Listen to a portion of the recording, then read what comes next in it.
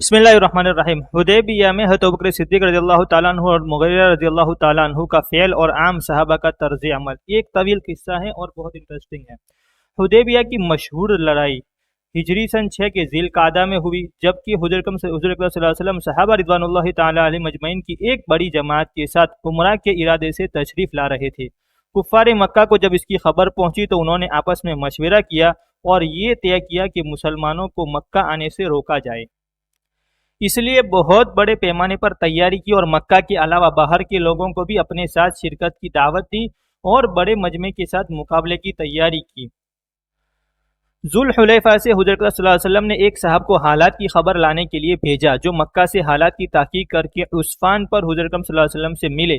انہوں نے عرض کیا کہ مکہ والوں نے مقابلے کی بہت بڑے پیمانے پر تیاری کر رکھی ہے اور باہر سے بھی بہت سے لوگوں کو اپنی مدد کے لیے بلا رکھا ہے۔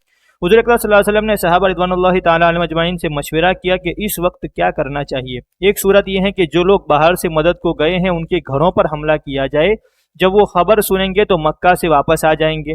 دوسری صورت یہ ہے کہ سیدھے چلے۔ حضرت ابوبکر صدیق رضی اللہ تعالیٰ عنہ نے عرض کیا کہ یا رسول اللہ، اس وقت آپ بیت اللہ کے ارادے سے تشریف لائے ہیں، لڑائی کا ارادہ تو تھا ہی نہیں، اس لیے آگے بڑھے چلیں، اگر وہ ہمیں روکیں گے تو مقابلہ کریں گے ورنہ نہیں۔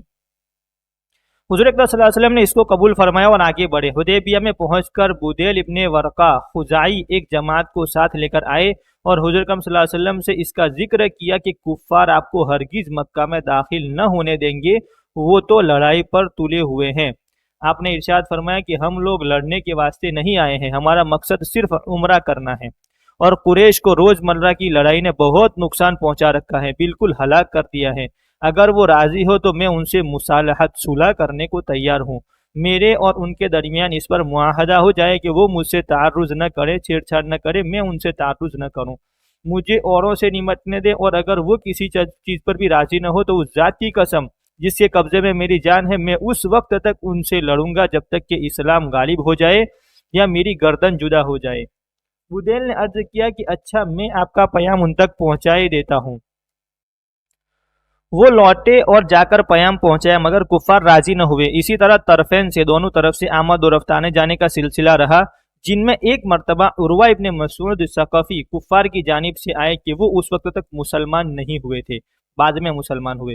حضور اکرم صلی اللہ علیہ وسلم نے ان سے بھی وہی گفتگو فرمائی جو بدیل سے کی تھی۔ عروہ نے عرض کیا، اے محمد صلی اللہ علیہ وسلم، اگر تم یہ چاہتے ہو کہ عرب کا بالکل خاتمہ کر دو تو یہ ممکن نہیں۔ تم نے کبھی نہ سنا ہوگا کہ تم سے پہلے کوئی شخص ایسا گزرا ہو جس نے عرب کو بالکل فنا کر دیا ہو، اور اگر دوسری صورت ہوئی کہ وہ تم پر غالب ہو گئے تو یاد رکھو کہ میں تمہارے ساتھ اشراف کی جماعت نہیں دیکھتا، یہ اطراف کے کم ظرف لوگ تمہارے ساتھ ہیں، مصیبت پڑنے پر سب بھاگ جائیں گے۔ حضرت ابوبکر صدیق رضی اللہ تعالیٰ عنہ پاس کھڑے ہوئے تھے، یہ جملہ سن کر غصے میں بھر گئے اور ارشاد فرمایا کہ تو اپنے معبود لات کی، ان کا ایک معبود ہے لات کی پیشاب گاہ کو چاٹ کیا ہم حضور صلی اللہ علیہ وسلم سے بھاگ جائیں گے اور آپ صلی اللہ علیہ وسلم کو اکیلا چھوڑ دیں گے؟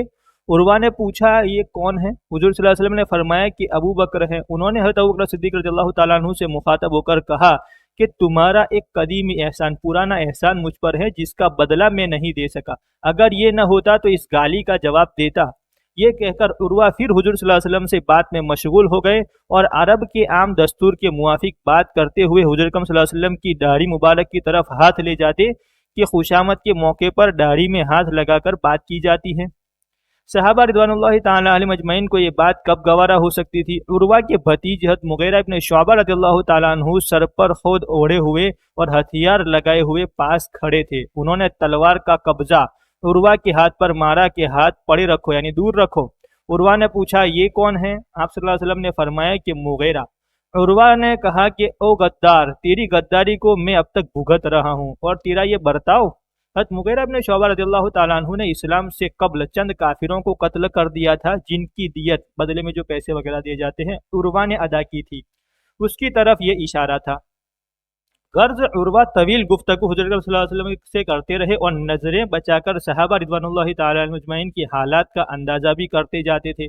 چنانچہ واپس جا کر کفار سے کہا کہ اے قریش، میں بڑے بڑے بادشاہوں کے یہاں گیا ہوں، قیصر و کسریٰ اور نجاشی کے درباروں کو بھی دیکھا ہے اور ان کے آداب بھی دیکھے ہیں، خدا کی قسم میں نے کسی بادشاہ کو نہیں دیکھا کہ اس کی جماعت اس کی ایسی تعظیم کرتی ہو جیسی محمد صلی اللہ علیہ وسلم کی جماعت ان کی تعظیم کرتی ہیں۔ اگر وہ تھوکتے ہیں تو جس کے ہاتھ پڑ جائے وہ اس کو بدن اور منہ پر مل لیتا ہے۔ جو بات محمد صلی اللہ علیہ وسلم کے منہ سے نکلتی ہیں اس کے پورا کرنے کو سب کے سب ٹوٹ پڑتے ہیں۔ ان کی وضو کا پانی آپس میں لڑ لڑ کر تقسیم کرتے ہیں، زمین پر نہیں گرنے دیتے۔ اگر کسی کو قطرہ نہ ملے تو وہ دوسرے کے تر ہاتھ کو ہاتھ سے مل کر اپنے منہ پر مل لیتا ہے۔ ان کے سامنے بولتے ہیں تو بہت نیچی آواز سے، ان کے سامنے زور سے نہیں بولتے، ان کی طرف نگاہ اٹھا کر ادب کی وجہ سے نہیں دیکھتے۔ اگر ان کے سر یا داڑھی کا کوئی بال گرتا ہے تو اس کو تبرکاً برکت کے طور پر اٹھا لیتے ہیں اور اس کی تعظیم اور احترام کرتے ہیں۔ غرض میں نے کسی جماعت کو اپنے آقا کے ساتھ اتنی محبت کرتے نہیں دیکھا جتنی محمد صلی اللہ علیہ وسلم کی جماعت ان کے ساتھ کرتی ہے۔ اسی دوران میں یہ واقعہ ہوا، اسی میں حضور اکرم صلی اللہ علیہ وسلم نے حضرت عثمان رضی اللہ تعالیٰ عنہ کو اپنی طرف سے قاصد بنا کر سرداران مکہ کے پاس بھیجا۔ حضرت عثمان رضی اللہ تعالیٰ عنہ کی باوجود مسلمان ہو جانے کی مکہ میں بہت عزت تھی اور ان کے متعلق زیادہ اندیشہ نہ تھا، اس لیے ان کو تجویز فرمایا۔ وہ تشریف لے گئے تو صحابہ رضوان اللہ تعالیٰ علیہ مجمعین کو رشک ہوا کہ عثمان تو مزے سے کعبہ کا طواف کر رہے ہوں گے۔ حضور صلی اللہ علیہ وسلم نے فرمایا کہ مجھے امید نہیں ہے کہ وہ میرے بغیر طواف کرے۔ چنانچہ حضرت عثمان رضی اللہ تعالیٰ عنہ مکہ میں داخل ہوئے تو ابان بن سعید نے ان کو اپنی پناہ میں لے لیا، ویزا جیسے ابھی دیتے ہیں پناہ میں، اور ان سے کہا کہ جہاں دل چاہے چلو پھرو، تم کو کوئی روک نہیں سکتا۔ حضرت عثمان رضی اللہ تعالیٰ عنہ ابو سفیان وغیرہ مکہ کے سرداروں سے ملتے رہے اور حضور صلی اللہ علیہ وسلم کا پیام پہنچاتے رہے۔ جب واپس ہونے لگے تو کفار نے خود درخواست کی کہ تم مکہ میں آئے ہو تو طواف کرتے جاؤ۔ انہوں نے جواب دے دیا کہ یہ مجھ سے نہیں ہو سکتا کہ حضور اکرم صلی اللہ علیہ وسلم تو روکے گئے ہوں اور میں طواف کر لوں۔ قریش کو اس جواب پر غصہ آیا، جس کی وجہ سے انہوں نے حضرت عثمان رضی اللہ تعالیٰ عنہ کو روک لیا۔ مسلمانوں کو یہ خبر پہنچی کہ ان کو شہید کر دیا۔ اس پر حضور صلی اللہ علیہ وسلم نے صحابہ رضوان اللہ تعالیٰ علیہ مجمعین سے اخیر دم تک لڑنے پر بیعت لی۔ جب کفار کو اس کی خبر پہنچی تو گھبرا گئے اور حضرت عثمان رضی اللہ تعالیٰ عنہ کو فوراً چھوڑ دیا۔ فائدہ: اس قصے میں حضرت ابوبکر صدیق رضی اللہ تعالیٰ عنہ کا ارشاد، حضرت مغیرہ رضی اللہ تعالیٰ عنہ کا مارنا، صحابہ کرام رضوان اللہ تعالیٰ علیہ مجمعین کا عام برتاؤ جس کو عروہ نے بہت غور سے دیکھا، حضرت عثمان رضی اللہ تعالیٰ عنہ کا طواف سے انکار، ہر واقعہ ایسا ہے کہ حضور اکرم صلی اللہ علیہ وسلم کے ساتھ بے انتہا عشق و محبت کی خبر دیتا ہے۔ یہ بیعت جو اوپر حضرت عثمان کے لیے لی گئی، جس کا اس قصے میں ذکر ہے، بیعت الشجرہ کہلاتی ہے۔ شجرہ کا معنی درخت ہوتا ہے، یہ درخت کے نیچے بیعت عہد لیا گیا تھا۔ قرآن پاک میں بھی اس کا ذکر ہے اور اللہ تعالیٰ نے سورہ فتح کی آیت لقد رضی اللہ عن المؤمنین اذ یبایعونک تحت الشجرہ، یہ آیت ہے، اس میں اس کا ذکر فرمایا ہے۔ پوری آیت مع ترجمہ کے عنقریب خاتمے میں آگے آ رہی ہے۔